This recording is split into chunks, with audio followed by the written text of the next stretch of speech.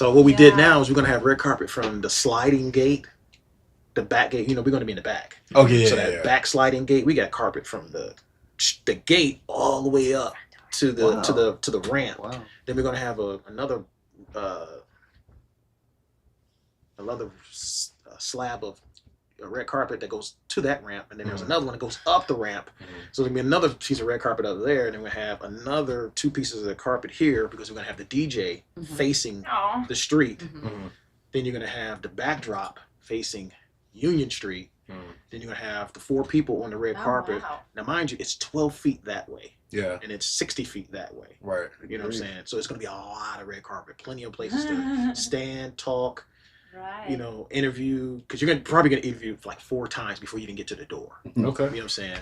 Because you got Wake Up Duval, you got Troubleshooting Reality, then you got 2 red carpet hosts. So you're probably either 3 or 4 times somebody's gonna want to stop you, and then you got 3 photographers out there, so everybody's gonna want to take your picture. Then you got a videographer out there, so you're gonna have to be in videotape the whole time. Then we're gonna have the luxury SUV limousines dropping you off right at the red carpet. So as soon as they bust that corner and come up to that gate, that sliding gate here, as soon as the door opens, there's red carpet right there. And then you're gonna have a photographer hitting you as you're coming out of the SUVs, and then all the way up, and then of course we're gonna have the holograms on there as well. And then, They don't know about the holiday. yeah. Is it we're live? Is it okay? Oh, okay. Oh, that's fine. That's fine. Okay. That's good. And then, No. Is it like a giveaway? Yeah, well, it's just a nice little treat that Little teaser? nobody. Yeah, and then you're gonna have the DJ It's here. surprised like the ghost we'll of have Tupac the coming back. Props. for real. Yeah, it's gonna look just like that. It's so great. And then you're gonna have the DJ, then you're gonna have the props. So we having props out there, like Hollywood does have props. Like what was the one I saw? Jumanji. They had the Jeep and they had that.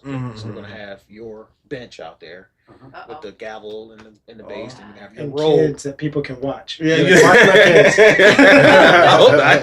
I'm just kidding. No. Yeah. We'll have your robe hanging right next to it. That'd be cool. Yeah, and we're gonna have a witness chair next to it, and we're gonna have the stenographer and a chair on the opposite side of your bench. That's all gonna be out there just that's for people cool. to put the robe on and say guilty. That's Take awesome. pictures. Yeah, that's cool. Yeah. That's cool. That's cool. That's all gonna be out there. So that's And that's for everyone who comes. it's most for our VIP guests. Okay. So that's why it's so important to get a VIP ticket early, so you can be a part of that event. Now, for our general admission folks, it's gonna be the front door. We're gonna have a photographer up there. We're gonna have red carpet out there, and then we're gonna have one of the 25th anniversary backdrops right up under the Ritz sign for our general admission. And inside, there's gonna be vendors selling, equipment, stuff like that, and we're gonna have free giveaways up there as well. So, Awesome. so everybody gets something. Yeah. I like how we started this episode. Like a lot of movies start from the end. We kind of started the episode from the end. Bill, you want to introduce? Well, this is going to pull you in because there's a lot of things happening. Oh yeah, no. It's a roller coaster, I'm putting this I on mean, the all calendar. the way through this thing, you're gonna. So you guys are professionals, so you probably don't need the reminder I do every single week that the camera is actually that little tiny phone over there rather than this big monitor over here. Right. Where I'm always looking over here to make sure that I don't have something hanging out of my mouth. But I wanted to introduce to our viewers here at 2 Floridian Junior and the film Rights of the Father. Yes. And we met recently online through the podcast, and we wanted to showcase his work here in Jacksonville, Florida. With the film that he shot is going live next week.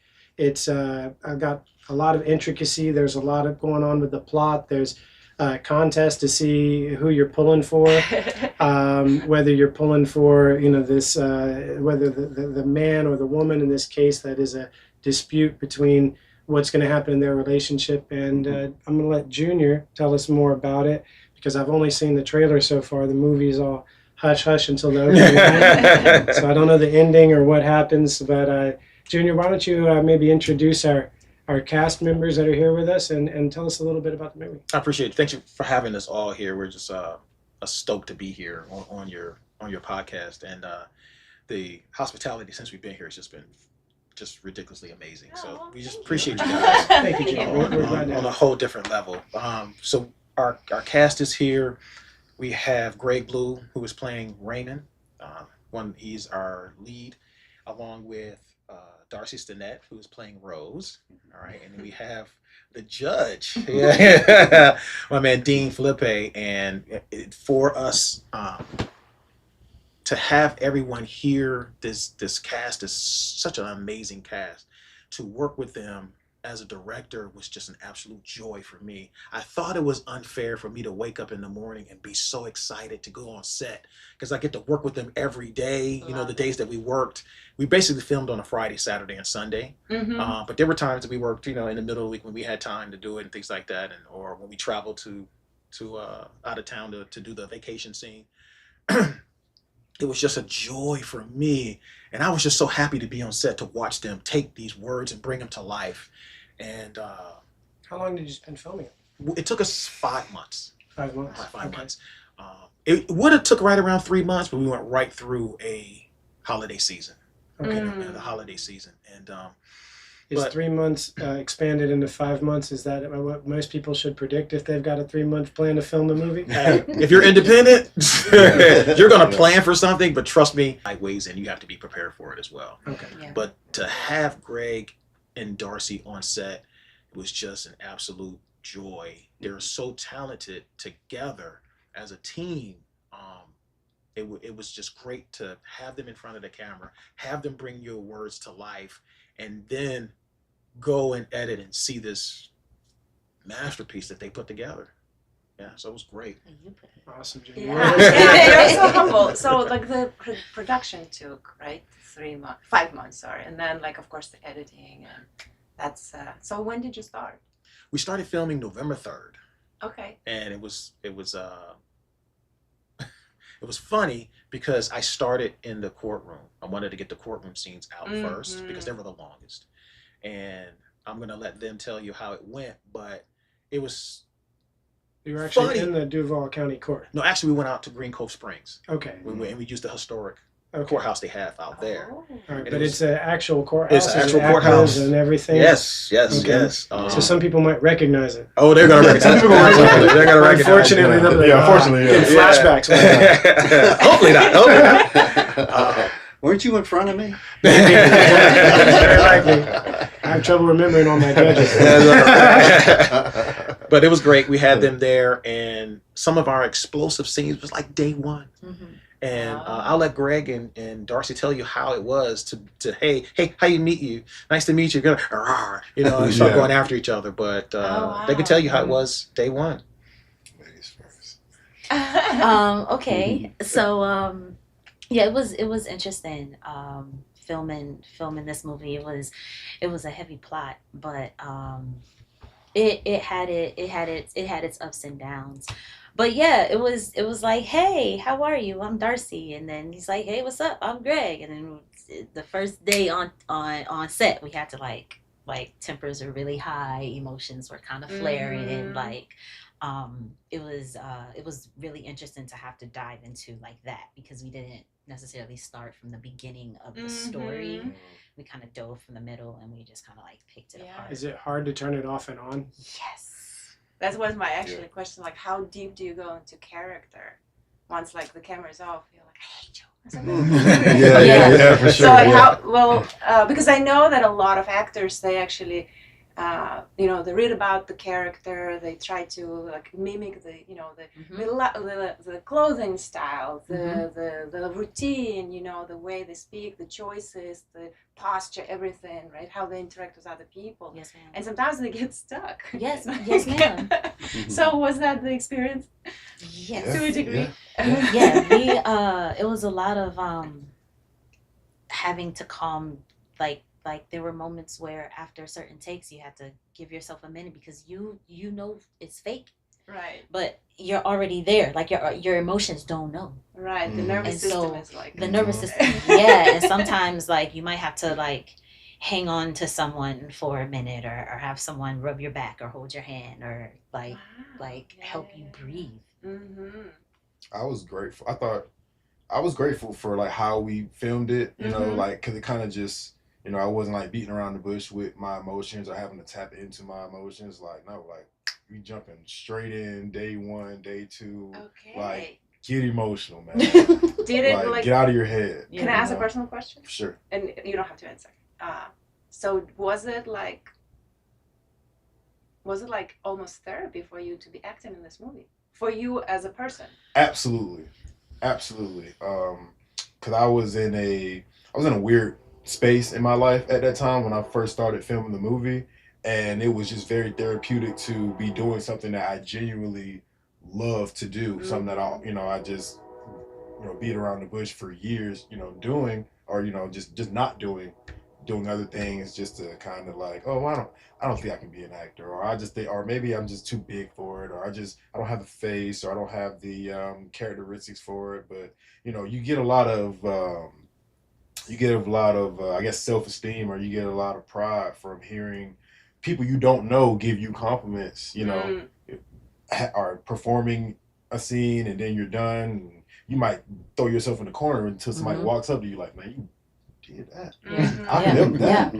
I felt that. So, it definitely drove me to, be better, December, January, February, try to boost my performance up and just kind of give Junior the best movie, the best performance I can give him, honestly. So, yeah. You had to pull, like, you had to pull from, like, I had to pull from real life experiences as a woman in some scenes, and in a sense, how you mentioned being therapeutic, I realized doing this movie that there were situations I thought I dealt with, and I thought I was kind of like over, and I found out I was not as like healed as I thought I was, because I found myself like even after cut, those feelings still kind of resonated on a like on a personal note. And so but yeah, like Greg said, it kind of drove you, because like it's a job, it's bigger than you in a way, and you gotta sell it. Right, yeah. Wow, that's a very big challenge, because like it's to separate that. To separate is not always so easy. Yeah, and we met doing this, and like, so we're going through this script, and we're trying to rehearse lines and scenes different ways. I had a dream about him, like in real life. It was like you it's not just saying these words and doing these things with this person. Like you have to embody it to really portray what you have to. And again, it's fake, but your subconscious don't really get that. Was it hard to switch after the scene is cut? Like, I was like, oh, you're good. I tried my hardest not to. I tried to my each hardest. other? No, we're good.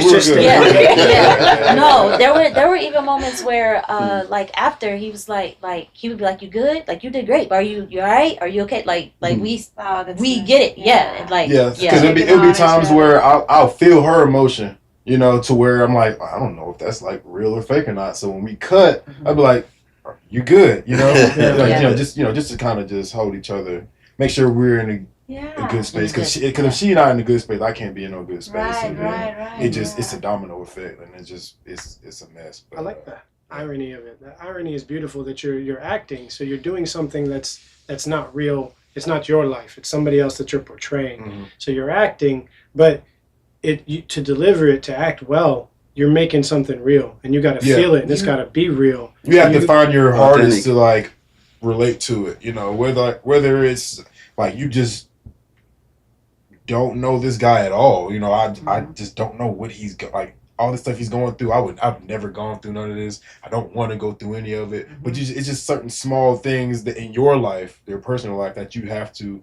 Okay, well, Raymond is dealing with that too, or he feels like this, so you just try to find those little small things to like relate to him, and then that way it kind of opens you up to, be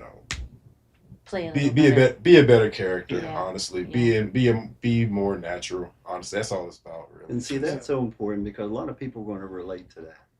They're going to relate to your relationship that you had, for sure. Yeah, and how you feel and how she feels. I mean, can you imagine? There's going to be a lot of people paying attention to this film because of yourselves, the way you perform. Right. You guys did a great job. Thank you. And because of how common this problem is as well. I'm sorry. Yeah. and because of how common this problem is. Oh, I mean, yeah. I haven't gotten a divorce myself. Alexandra's my wife. We're together. So, I'm sorry. I have gotten a divorce, but I haven't gotten a bad divorce. A long time ago. It was peaceful. It was fine. But I have had friends, and I've had friends and children and people in my family and seen the effects of it. So I think that everybody is impacted by this. Sure, And it's yeah. If you don't see it on social media or the TV, all this stuff is presented to us. Mhm. And think about it. And it's controversial because it's something to talk about, and this is going to cause a lot of conversations, Right. both pros and cons, and no matter what, or convince you to that point. Because there's a three-way party in this: the child, then these two. Mhm. Think of that. So it's a roller coaster, and trust me, these two did great though. They brought it to life. Yeah, Thank that's you. beautiful. Dina, how was that, or your owner?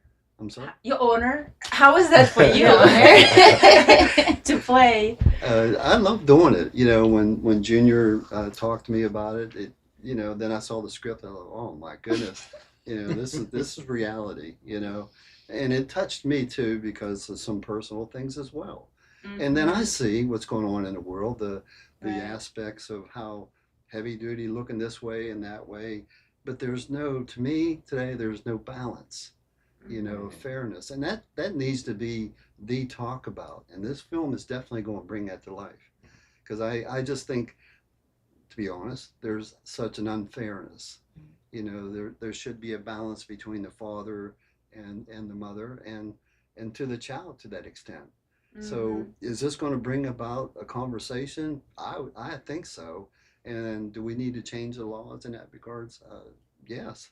If I'm I not have a mistaken, stance the on laws openly refer to women and give women favorable positions with children. It's not even that the law professes to be unbiased between men and women when it comes to parental rights. Right. Yeah. I believe I've read specific language. I can't recall it offhand, but I remember going into Duval County Courthouse and being like, well, it's very clear that as a woman, as a mother, this is what's going to happen. Exactly. You cannot contest this. Exactly. Here's what you're up against. Yeah, it's a a fight to begin with, and that needs to change. It really needs a change in today's world. The only way to do a change is to do something like this, a film, present it. This is what's happening in the world today. This is realistic. Get that conversation going on between the people, then up to the Congress or to whomever, politicians, to get involved to make things change. But this is going to really make you think about what's got to be changed in this world. That's how I see it. So, speaking, I think just to maybe bring a little bit more clarity, can we talk about the idea? Go back even more to the beginning, Junior. Why you got the idea? What inspired you? If it's okay, of course. By all means. Don't give away You're the writer as well. I was the writer, Okay. writer, director, producer, kind of deal. Most independents are, because we just don't have the budget to have a huge team to have somebody write it for you, somebody to produce it for you, somebody to executive produce it for you, and all these different things. So we kind of take on those roles. But the idea came from, I had this a long time ago, and it was able to actually just kind of put it all together recently. I was a single parent before I met my wife, and it just touches on certain things. And again, I've seen my friends go through, these nasty custody battles, just nasty. I've also seen certain states have different rules for, when a woman is pregnant or when a woman actually has birth. And each state is so different. I just feel that, okay, we have to literally slow down, stop, and go back and say, okay, what is fair? What is fair? We've made it very common that you're the father, so you stick over here. We're going to talk to the mother on rights, for these 9 months, what she would like to do. With Roe versus Wade being overturned, so that really pushed me to the forefront to get this film done. And now, mind you, I'm surrounded by women. I got 5 sisters, got my 3 daughters, my wife. It's just I'm surrounded by women, and to hear their thoughts on what rights does a father have before the child is born. Before, we never talk about that. After the child is born, everything's set in place. The judicial system is set in place. Everything's set in place. Child support, the whole nine. Everything's set. You don't even have to talk about that. What about before? Never been talked about. No one wants to talk about it because we tell men, "You stay here. Shut your mouth. Stay here. We're gonna talk to the mother." I think it's time that we bring the father into that conversation as well. Yeah, you know what I was like as I'm listening, I'm thinking, and especially what Dean you highlighted in your comment, it's I guess because the law has to embrace, let's say the average father figure, so it has to kind of fit all kinds of cases, right? So it is, and the cases are often so like diametrically opposite of each other, right? I Like agree. a person can be like, I totally want to have a saying, and like I'm one, and the other's like, oof, just Exactly. Yeah. So it's so hard to, and I'm sure this is maybe the reason why there is more saying for a woman in the situation, during the gestation, during the pregnancy, before the child is born, because a woman has to handle everything that's going And that on is in those 9 correct. months, That right? is correct. It is so touchy because Yes. now, are you really encroaching on this woman? I'll use Rose. Are you really encroaching on this woman's constitutional rights? Are you encroaching on her physical rights as a human to say, we're going to tell you what to do with your body?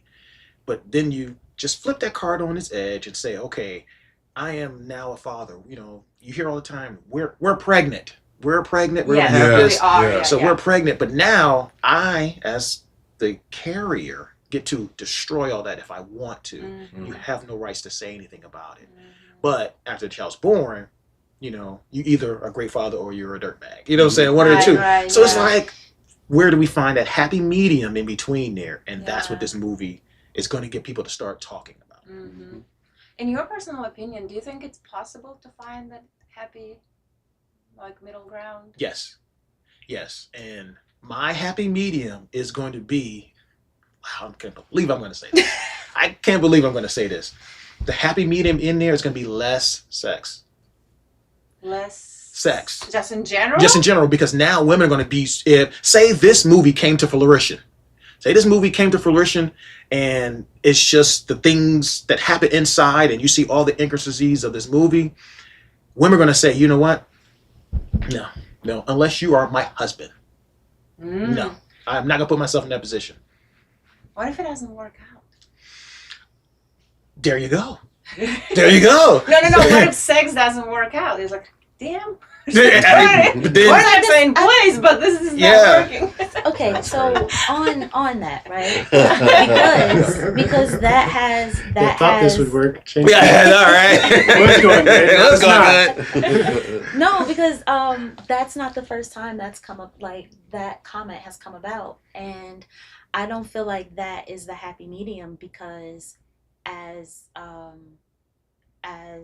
two people in a relationship, like we're not having sex to procreate. We're having sex to connect with each other. We're having sex to satisfy an urge. We're having sex to feel good, to have intimacy in a different way. Like that's why we're not having sex. I'm not eating to gain weight. I'm eating to nourish myself. I'm eating to fuel my body. I don't buy things to go into debt. I buy things to live my life. And I feel like that is the equivalent to, well, if you don't want a baby, don't have sex. Well, I'm not having sex to have a baby. There's safe ways to do it. Right. Yeah. But that's not, that isn't, I wouldn't agree with. Sorry, boss. But that's how I look at that. See, that's a good question, and look at the conversation it's Right. prompted, okay? And that's what's going to happen out of this. I felt it was complicated, and I was concerned about it enough that at the age of 23, I got a vasectomy. Oh, wow. I knew I didn't want kids. Period. Okay. Didn't want them. Okay. So Yeah. got a vasectomy and said I'm good with that. Yeah. Yeah, I guess like ultimately it does boil down to to like education, right? Knowing the women, knowing And the planning. ways, and safe place. And having medical coverage. No. I'm saying like just to 'Cause I have can't safe get a sex vasectomy in surgery. terms of transmission. Well, we're going like into we gotta go back. No, to no, the no, movie. but Yeah, but I love the conversation. Right, Yeah. because it's kind I of love the scary. conversation. That's yeah. Because often I think there's so much like stigma about it, right? Even maybe buying certain things. B, also most of those conception, the how do you call it, birth control things, they're Mhm. like the prescription, right? Mhm. Base. Yeah, you can't even go. Well, if you don't have insurance, maybe you can't even go to the medical doctor to get it. So there's so many other like socio-political, socio-economical things that are tied to that. How can we provide a space where it can be a safe decision, affordable decision, where a woman or man, both, should not feel like guilty or shame. Also I think there's also so much taboo about sex in the United States, although we're sold it all the time, but yeah, especially like in the South, I don't know. That's yeah. Okay, I'm gonna stop. I'm thinking.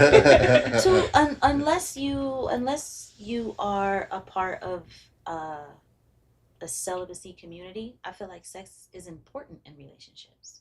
That's an important aspect. Yeah. For those who are active. I just think, and so that is like, I don't think that cutting that off is going to bring us closer or stop us from continuing on. Right. Yeah. It actually can have like a more negative. More negative than as us. Again, like bring more of those taboos. Yeah. I'm Especially definitely in for this not climate. having unwanted children either.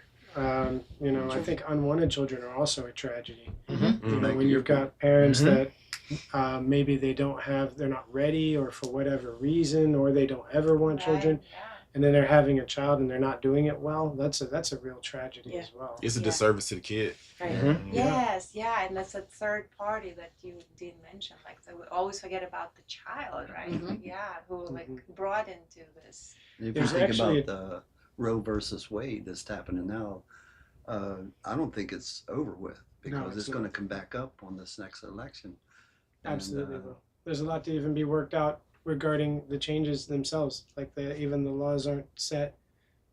So there's a lot to be worked out for that, for sure. And the public, I think, doesn't know where they stand.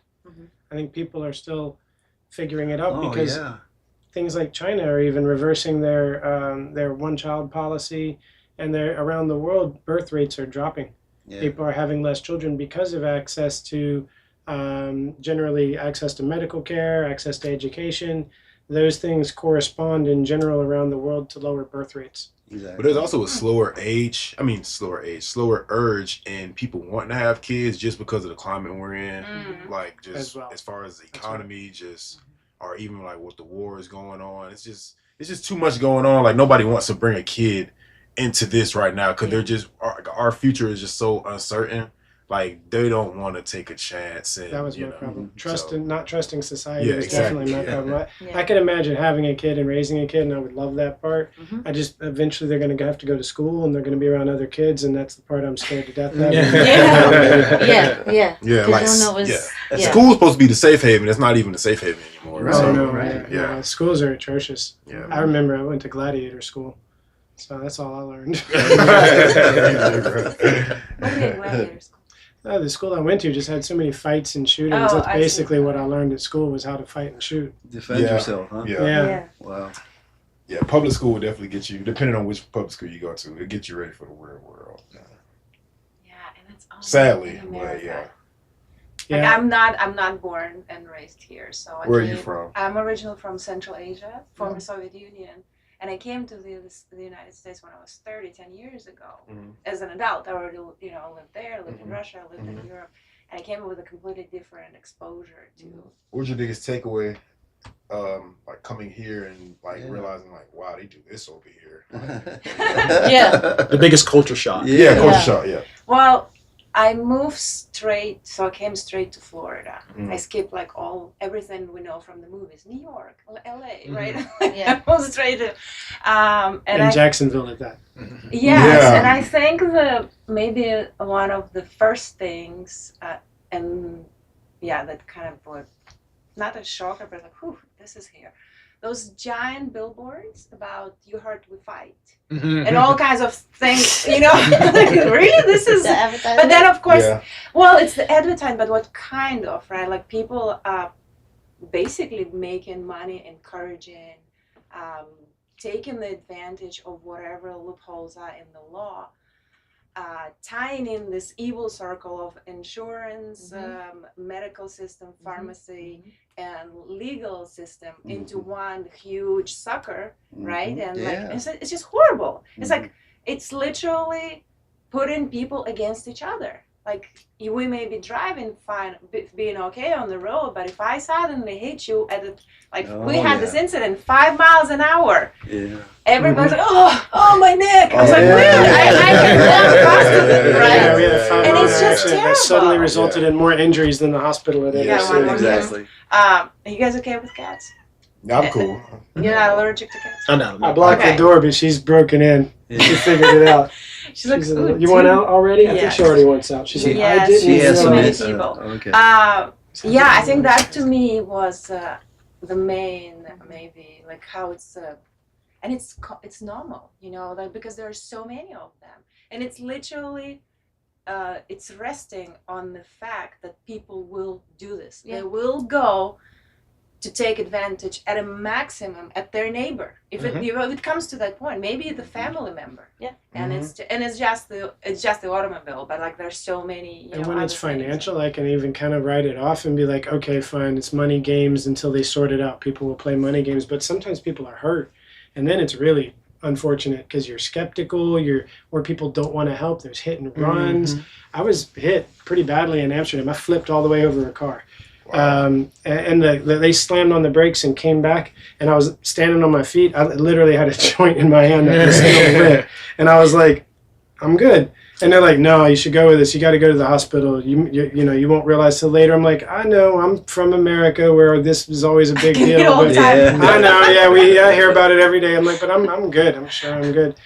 And I was very fortunate that their cars are very small, and I basically jumped over 3/4 of the car. I was only hit by 1/4 of it. That's It was great. slipped at an angle that I'd never seen, because it's not like ours where they're big buses that just smack. But you'll barely see that over here. Like, everybody's like, you good, right? You No, know. no, especially if you say you're good, you're lucky at that. Well, all right, whoop, I'm out of here. Yeah, You know, sure. like- yeah, you good, right? All right, cool. All right. Yeah. Call insurance. We're good on insurance, right? That's the first thing. Like, as soon as somebody gets in an accident, like, we're good, right? Like, you're not gonna Yeah. I was 18 years old, and I was hit bad enough to blow out 2 of my tires on my car, and the people who hit me just ran. They just took off. I mean, they don't know if I'm all right, or I was. Yeah, I I was remember all right, getting a but- fender bender in college with a guy, and he had his girlfriend's car, and it wasn't no insurance. So, like, he had the worst, like, he was way worse off. Like, the car was super dented in, and I think I just had to, like, replace, like, my headlight or whatever. Like, my car wasn't, like, super messed up or whatever. But he's like, so we're good, right? Like, because he would have went to jail, obviously, if Yeah, police yeah. came or whatever. He's like, we're good, right? He just I'm like, just go, man. Oh, my goodness. But I think this is, it's not that because people are bad. No. Like if you got hit and it's a hit and run, right? It's not because people are, they're terrified what can happen, because this thing can crumble their life and their whole family life financially, right? And then, but it shouldn't be this way. But it's because everything is structured to do that, and everything is tied. Every hand feeds the neighboring hand, and it's like that. And that's just horrible. And again, it puts people into that situation where at each other's throat at any opportunity, right? Because if it's not you, then you are the prey, right? Right. Yeah. It's survival of the fittest. But I mean, our society is kind of like forces into that mindset. Like, hey, like, at the end of the day, it's either you or me. Yeah. And It's actually this way throughout it's- America, unfortunately. Well, It's this way when it comes to how we handle jobs, how we Right. handle medical care. It's when we met in Berlin, And I got to say that I left a place where everybody was scared to death of socialism, and even the word makes people freak out. And I came back going, we need to learn some lessons from it. I'm not saying become socialist, but we need to figure out how they all have 100% housing, 100% medical care, education. Like, it's much better to just be a normal person. 100% graduation rate. You know? Well, I mean, like, here it's great if year you own after year everything. after year. Like, there's a school here, and historically, it doesn't have a good rep as far as high academic scores and things like that. So it was like a whole news thing about, hey, everybody graduated at this school. Everybody got high test or good test scores. Like, that should be the norm, though. Right. Yeah. That should not be news. Yeah, it should not be like news, you know? Like, it was it that bad before to where, you know, it's got to be like some breaking news on News for Jazz? Like, no, I think everybody should be like that. Right. Honestly, you know. Yeah, that's right. Okay, I love this, but let's go back to the. Movie. Let's go back to the movie. How hard was it to cast? Because I'm sure you had the idea. Did you cast it? Did you cast it? Okay. Yeah, so my production team, we all did the casting. And I already knew who I wanted as a lead. And I brought Darcy over. I had her in another film, Never Too Late. Oh. And I already had her set. And I had another actor alongside of her, Broadway Louie. Set. That movie set. Script's already written. I'm ready to go to production. But then here comes Rights of a Father. And I was like, now I got to pick between each film. All right, we're going to do Rights of a Father. So I said, hey, I'm going to move you two from that lead to this film. I want you both to do Rights of a Father. I called them, before I can say, hey, they were like, yes, we're in, Junior, we're in. I said, okay, great. Then I said, okay, just stand by because now I have to recast the leads for Never Too Late. Could not find a talented enough lead to replace Broadway Louie. Couldn't find it. I mean, the talent, I couldn't. So I went as far as Atlanta.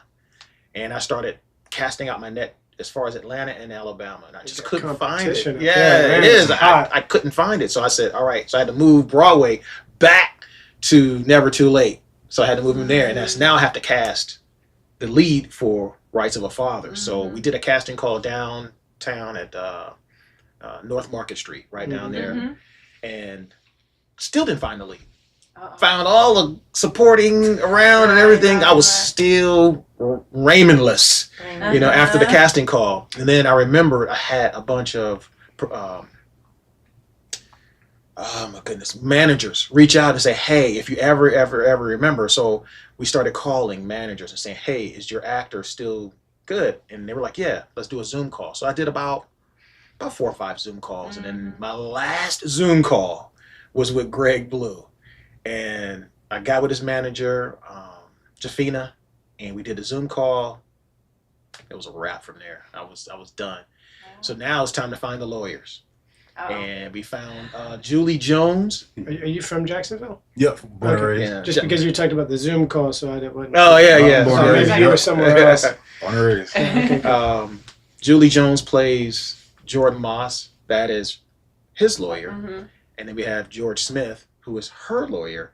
So I kind of did that on purpose to where you see the opposites. Right, yeah. Yeah, absolutely. Okay. And Julie, I have not seen her act. She was like, okay, yes, you're her. We're going to make you her. And I saw her at a premiere and we pitched the movie to her. She read the script, loved it. So we're good. And then George, I had casted him as the sheriff. But then he sent me a monologue. And I scrapped it. I was like, oh my God, no way. You're a lawyer. You're the lawyer. So we scrapped it. I had to recast the sheriff. And it was just perfect. When you see the film, it is just perfect.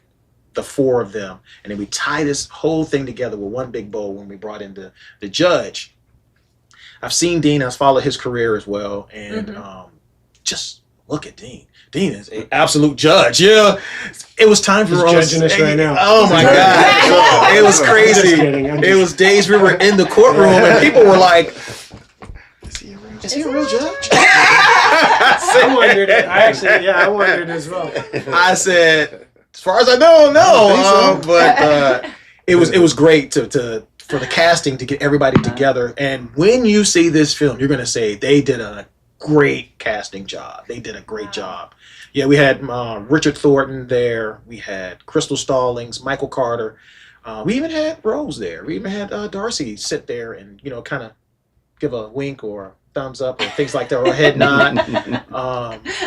So we had a great team. Even my wife was there, you know. So we had a great cast. Shout out to Tristan there. too. That's good. So you had some audience already to be able to get a feedback, get some feedback. Right, to put right. in the decision making. And how long did it take? casting? The casting was about 4 hours. It was only supposed to be 3, but people kept showing up. Oh no, I mean on the calendar. How many days did you spend doing it? Like the process. Like Of getting the cast? It was about maybe 2 weeks. Wasn't too long. That's it was good. a couple weeks, yeah. That's It was too good. long. I know, Jenner, I'm like observing you sharing this. I can't believe you didn't want to be a part of this episode. You just bring the passion. You light up that fire and excitement about the premiere. Yeah, because it's gonna be so great. Everybody's going to love the event. The event itself is going to be something that the city's never seen before. And once the city sees it, they're gonna say, "When is the next one?" Because I just want to be a part of it.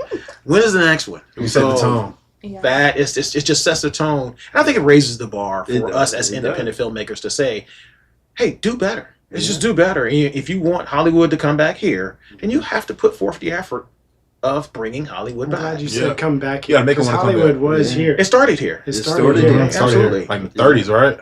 Earlier than that. Yeah. Earlier than that. So you figure, if you think back I-10 to became I-10 because everyone Well, in it was- Jacksonville pushed them out, and they were like, "We're going all the early way back. Yeah. they So pushed them crazy. so far, they went all the way to the other coast. That's so Exactly. crazy. Yeah. So it started, with Metro. Started here. Mhm. And Metro grew and it left, went to California, became MGM. Mhm. So Mhm. yeah, MGM started here, and all the other companies would come down here in the summer and shoot here, Mhm. and then either go back north or go back west. So this was the hub. This was the place 100 years ago. Yeah. Easily could be again. It will. Nothing's be. missing. Nothing's Nothing's missing. missing. And We're the Jacksonville- biggest landmass city in the country for a Yeah. reason. It's too coming. much space around here to just not create Right. studios. Mhm. Yeah. It's just a lot of. There's it's just a nothing lot to of. it but to do it. There's only It's one not thing space. missing. I forgot. There is one thing missing, and I don't know why. A hat store. We don't have a hat store. Oh yeah. We can fix that. What kind of hats you need? I mean, like a proper made hat, like like a nice felt hat, maybe a short brim. Even I a have no- fedora. I have no Fedora, hair. yeah. I have Yeah, no you hair. don't I have need those. something. I need somebody who actually makes. I got a bunch of them on the wall back Yeah. there. I saw that. Yeah, we, yeah. we got lids. Yeah. Yeah. Out there. That's the only thing we need. We got everything else. You can buy Maseratis in Jacksonville. You can buy a Rolls Royce in You can buy Jacksonville. Rolls Royce in Jacksonville. We got everything here. We just don't have a hat store. I don't know why. Yeah. We can fix that. I'm gonna look into Yeah, that for you. I'm hoping you guys got to put us on the map. It's a hat store, please. I'll know you did it when we get a hat store. Oh, So, I believe in you. is it okay to talk about the event? Oh, absolutely. Okay. Absolutely. Can you, I know you were just sharing as we started Right. a little bit. Yeah, so it's next Saturday, June 15th. Yes. Father's Day weekend. See what I did there? Yeah, Yes. Yes. I did not. Yes. Yeah. So, Rights of a Father will be premiering Father's Day weekend. It's We'll have the links Rights down of below. a Father's Day Weekend. weekend. Yeah, there you go. Right to Father's Day. Yeah. Yep. Cause they bring all the whistles out for Mother's Day, right? Yes, yes, Yeah, yes. That's true. Father's Day. You might Everyone's get a got that hot free. dog, Everybody I know's got that You're free. getting a Yeah. balloon. Popcorn. That's Yeah. it. You get a balloon? You get a balloon and shout out. I see mamas get a car for Mother's Day. Yeah. Yeah. An hour and a half in the dark rooms already is starting at a win. And it's going to be at the Ritz. So the Ritz Theater, Yeah. we're going to, Such a beautiful. that place will never be the same after the 15th. All right. So we're gonna carpet pretty much the whole parking lot in the back. We have a private entrance for our VIP guests. We're gonna have luxury SUV limousines dropping off our VIP guests there. We're gonna have photographers taking their picture as they're getting out of the limousines. They're gonna have other photographers taking their picture on the red carpet. We're gonna have 2 red carpet hosts, and we have some media that's going to be there. Wake Up Duval is going to be there. Troubleshooting Reality is going to be there, asking questions. We're going to have about a good 60 feet of red carpet, running from the street all the way up to the building itself. Once the VIP guests make it through the red carpet, with all the video going on, the photographers and everything, we're going to have a DJ out there playing music, lights, and all that good stuff. We're going to have holograms out there with our cast and crew and our supporting cast. Yeah. We're going to have props out there as well. So we'll have judge's desk with the gavel. We'll have his robe hanging so people can put it on and take a picture in front of the backdrop. So we'll have two backdrops. We'll have one that's a 10 by 20. And then we'll have one that's like about 8 by 6 on the opposite side by the props. 3 photographers, 2 videographers. It's just going to be great. And then you'll go into the private entrance. We're going to have a bar. We'll have hors d'oeuvres. And then you'll be able to walk around the museum and waiting for the actual movie to start. We're going to have static displays from the Safe House. If you know what the Safe House is that the Safe House they make custom rugs. They make custom little miniature figurines, things like that with 3D printers. They do that. So they have a lot going on. So they're going to have their own display there. So we're going to auction off one of their rugs as well. So it's just going to be an amazing, amazing night. And that's just, we ain't even saw the movie yet. This is just, this is between 5:30 and 7:30. So that's just, and then Rights of a Father, the movie, starts to air that weekend. When does it open to the general public? Okay, so we're going to have to send it to our distributor, and they'll get it to streaming platforms. So think of right around beginning of August, first week of August. First week of August. Where everyone that's when everyone will be able to see it. Yeah. Okay. Well, I mean, everyone who lives here is able to see it on June 15th. Right. If they get tickets, you get a ticket, tickets to the event, links down below. Yeah, go Not grab. now, but the link will be down below after. right. Well, okay.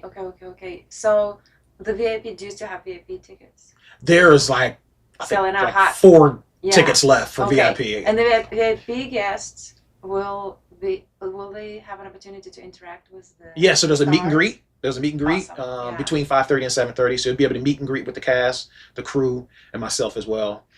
You'll be able to walk around the museum, things like that. You'll be able to look at the static display.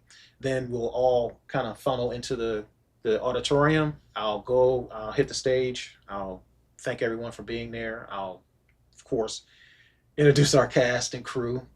And then we'll promptly at 8 o'clock, we'll watch the film. And then we'll do a small, I don't know, what we call it? A panel after that. Yeah, so people would just throw questions out to the cast and crew. Just like in here. Just throw questions out to them, and we'll let them do that. And then the after party is from 10 to midnight in the same building, so you don't have to go anywhere. Oh, wow. And we'll just party in the museum. It's a great. They're at the Ritz. Yeah. At the Ritz, yes. Oh, that's beautiful. So Have that's you a ever been there? legendary spot. It's beautiful It's inside. a gorgeous Yeah, spot. A lot of Gorgeous, history Yeah. in that building there. Even the last time I went there, we had a great time. I ended up meeting one of my favorite artists and going back to New Orleans, and we ended up partying in New Orleans. Oh, It was yeah. a great time. That's sweet. So,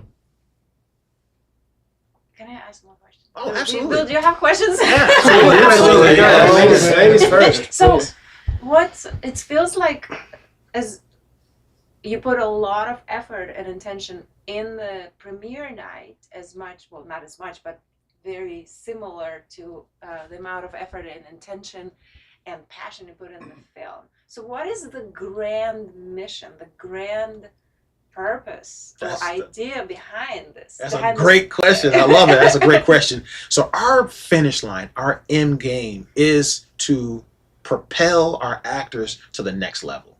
So we want Hollywood to look at this small little city down here, 3,000 miles away, and say, wow, independently is doing it close to what we're doing. Okay, let's look at their actors and see if they have the talent.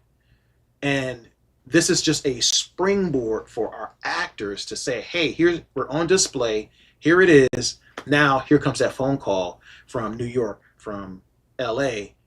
Hey, you know what? We want to bring you and have you start. You not being the leading role, but guess what? We love your talent. So the end game for ID4 Nation is just to be a springboard for all independent artists to go and propel them into New York and LA and get a a Hollywood contract now.